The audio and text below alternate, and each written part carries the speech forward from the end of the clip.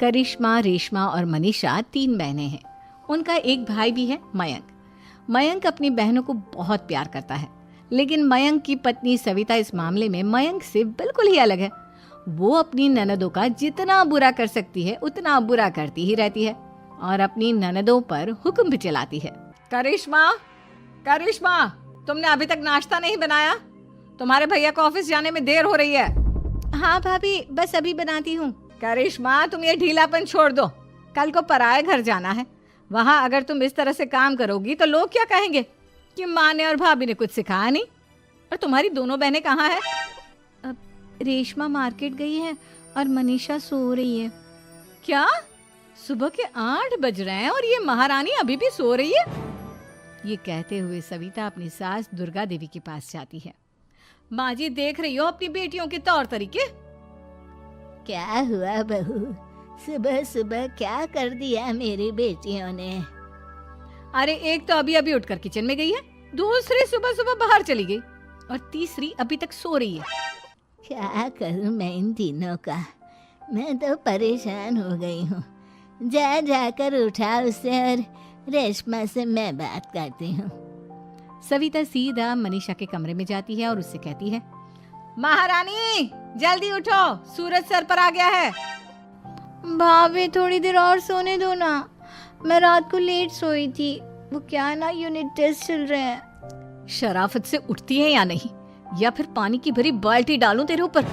नहीं भाभी, मुझे बिस्तर में नहीं नहाना, उठती हूँ मैं। मनीषा जल्दी से उठकर बाथरूम में चली जाती है। सभी आराम से बैठकर नाश्ता कर रहे होते कि तभी रेशमा बाजार से हाथ में सामान लिए आ जाती है। रेशमा को देखते ही सविता उस पर बरस पड़ती है। लो, आ गई महारानी। ऐसा भी क्या सामान लाना था जो सुबह आंख मलते ही बाजार की तरफ रवाना हो गई? भाभी, कल आप ही तो चीख रही थी कि घर का सारा सामान मुझे ही लाना पड़ता है, घर में किसी को भी किसी काम से कोई लेना देना नहीं है। अब मैं बाजार जाकर सामान ले आई तो आपको इस बात से भी तकलीफ हो रही है? देख रही हो माँ जी, अपनी बेटी की जुबान कैंची से भी तेज चलती है। और मयंक, आप तो कुछ कहेंगे नहीं अपनी लाडली बहन को। रेशमा, अपनी भाभी से ऐसे बात नहीं करते। चलो माफी मांगो। भैया, मैं क्यों माफी मांगू? आप भाभी से बोलिए ना कि हम पर कम हुक्म चलाया करे। हम इस घर की बेटियां हैं और आपकी पत्नी की ननद है, नौकरानी नहीं। लो कर लो बात। इनकी भलाई के लिए कुछ भी बोलो तो इन्हें बुरा लग जाता है। इस घर में यही इज्जत है मेरी। देख लो माँ जी, आपकी बेटी किस लहजे में मुझसे बात कर रही है। सविता वहां से चली जाती है। मयंक को बहुत गुस्सा आता है, वो भी वहां से चला जाता है। फिर करिश्मा रेशमा को समझाती है, रेशमा, तुम्हें भाभी से माफी मांग लेनी चाहिए थी ना। लेकिन दीदी, मैंने कुछ किया ही नहीं, तो मैं माफी क्यों मांगू? हाँ करिश्मा दीदी, रेशमा दीदी जैसे ही घर में आई भाभी ही उन पर चिल्ला रही थी। हाँ, मैं मानती हूँ कि गलती भाभी की थी। मैं तो इसलिए बोल रही हूँ कि भाभी ने माँ को तो पूरी तरह अपने वश में कर लिया है। वो हमारी बात सुनती ही नहीं। मयंक भैया हमारे लिए हमेशा खड़े रहते हैं, इसलिए उनकी बात का मान तो तुम्हें रखना चाहिए था ना। कोई फायदा नहीं दीदी, कुछ दिनों की बात और है, भाभी उन्हें भी हमारे खिलाफ भड़का देंगी। फिर वो भी माँ की तरह हमारी किसी बात का विश्वास नहीं करेंगे। इसी तरह सविता अपनी तीनों ननदों को किसी न किसी बात पर परेशान करती रहती थी। एक दिन मयंक अपनी तीनों बहनों के लिए गिफ्ट लाया। क्या रेशमा, ये तुम्हारे लिए हार का सेट। रेशमा, तुम्हारे लिए सुंदर सी ड्रेस। और मनीषा, तुम्हें किताबें पसंद है ना, तुम्हारे लिए किताबें लाया हूँ। थैंक यू भैया। थैंक यू भैया। थैंक यू भैया। करिश्मा, तुम्हारा नेकलेस कितना सुंदर है, ये भैया कहाँ से ले आए होंगे? मैंने भैया को 3 दिन पहले फोन पर ये डिजाइन दिखाया था और आज भैया ये ले आए। सविता तो अपनी ननदों के गिफ्ट्स देखकर जल गई और करिश्मा का नेकलेस तो उसे भी बहुत पसंद आया था। अपनी बहनों के लिए कितना अच्छा नेकलेस लेकर आए हैं, मुझे कभी कोई गिफ्ट नहीं दिया। मैं आज ही ये हार चुरा लूंगी। रात में सविता करिश्मा का हार चुरा लेती है और इसी तरह उसे अपनी ननदों की जो भी चीज अच्छी लगती वो उसे मांगती नहीं, बल्कि रात के अंधेरे में चुरा लेती। इसी तरह दिन बीतते गए और सविता ने मयंक के दिल में भी उसकी बहनों के लिए नफरत पैदा कर दी। एक दिन मयंक ने करिश्मा और रेशमा के लिए रिश्ता देखा और ये बात उसने घर में सबको बताई।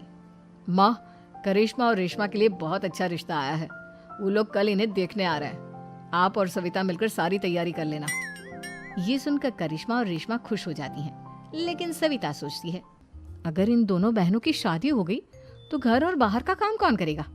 मनीषा तो एक नंबर की कामचोर है, उससे तो किसी बात की उम्मीद लगाना ही बेकार है। मुझे इस शादी को रोकना होगा। अगले दिन सभी लड़के वालों के स्वागत की तैयारी करने में लगे होते हैं। तभी मयंक अपनी बहनों से आकर कहता है, तैयार हो गई तुम दोनों? देखो दोनों लड़के बहुत अच्छे हैं, मैं कोई कसर नहीं छोड़ना चाहता, इसलिए तुम उनके सामने अच्छे से बिहेव करना और अपनी भाभी से लड़ने मत लग जाना। करिश्मा, तुम वो नेकलेस पहन लो ना जो मैं तुम्हारे लिए लाया था। भैया मैं बहुत देर से वो नेकलेस ढूंढ रही हूँ, लेकिन मुझे मिल ही नहीं रहा। क्या तुमने नेकलेस खो दिया? तुम्हें पता भी है वो कितना महंगा था? तुम कोई काम ढंग से नहीं कर सकती। मयंक गुस्से में वहां से चला जाता है। थोड़ी देर बाद लड़के वाले भी आ जाते हैं। वो दोनों बहनों को पसंद कर लेते हैं और रिश्ता पक्का हो जाता है। लेकिन सविता के दिमाग में तो कुछ और ही खिचड़ी पक रही थी। वो पंडित जी के पास करिश्मा की कुंडली लेकर जाती है और उन्हें पैसे देकर करिश्मा की कुंडली बदलवा देती है।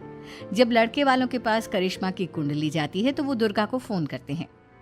बहन जी, हमने करिश्मा की कुंडली अपने पंडित जी को दिखाई थी। आपकी बेटी की कुंडली नहीं बल्कि दोषों का पिटारा है।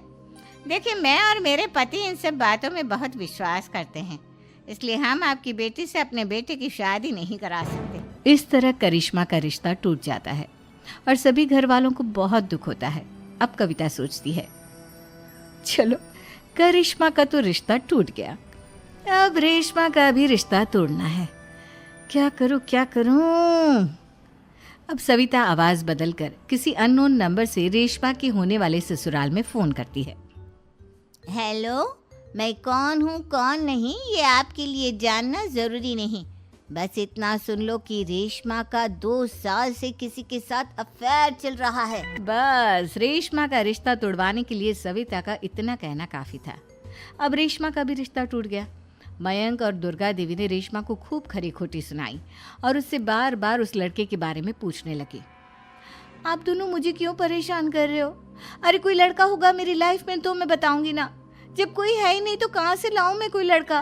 तो तेरे होने वाले ससुराल वालों को फोन किसने किया था? माँ मैं नहीं जानती किसने फोन किया था, मैं सच कह रही हूँ। मैं तो पहले ही कह रही थी इसकी लगाम खींच कर रखो, लेकिन मेरी सुनता ही कौन है। आप चुप रहिए भाभी, ये सब आपका ही किया धरा है। अब तीनों बहनों को विश्वास हो जाता है कि ये सब उनकी भाभी ही कर रही है। तीनों बहनें अपनी भाभी को सबक सिखाने के लिए एक वकील कर लेती है और घर में हिस्सा मांगना। देखो भैया, माँ बाप की जायदाद में जितना बेटों का हक होता है उतना ही बेटियों का, इसलिए इस घर के 4 हिस्से होंगे और हमें अपना हिस्सा चाहिए। मैंने तुम्हारे लिए क्या क्या नहीं किया और तुम इस घर में हिस्सा मांग रही हो? भैया, आप और माँ हम बहनों की कोई बात नहीं सुनते हो और भाभी हमारी शादी नहीं होने देगी क्योंकि उन्हें लगता है कि आप हमारी शादी में ज्यादा पैसा लगाओगे और उन्हें हम जैसी फ्री की नौकरानी कहाँ मिलेगी। तो हम भाभी के साथ तो रह नहीं सकते, हम बहनों को अपना हिस्सा चाहिए। अरे तुम्हें शर्म आनी चाहिए अपनी भाभी पर ऐसा इल्जाम लगाते हुए। वो तुम्हारे बारे में कितना सोचती है। हाँ माँ, भाभी हमारे बारे में बहुत सोचती है। दिन रात बस यही सोचती रहती है कि किस तरह से अपनी तीनों ननदों को परेशान करूं और कभी मुझे पढ़ने भी नहीं देती। दोनों बहनों का रिश्ता भी तो इन्होंने ही तोड़वाया है और रात में हमारे कमरे में आकर हमारी चीजें भी चुराती हैं। इसी तरह सविता की तीनों ननदें अपनी बात पर अड़ी रही। अब कोर्ट में तारीख भी शुरू हो गई। जब सविता को लगा कि उसकी तीनों ननद इतनी आसानी से नहीं मानने वाली, तो उसने अपने पति और सास को सारी सच्चाई बता दी और अपनी तीनों ननद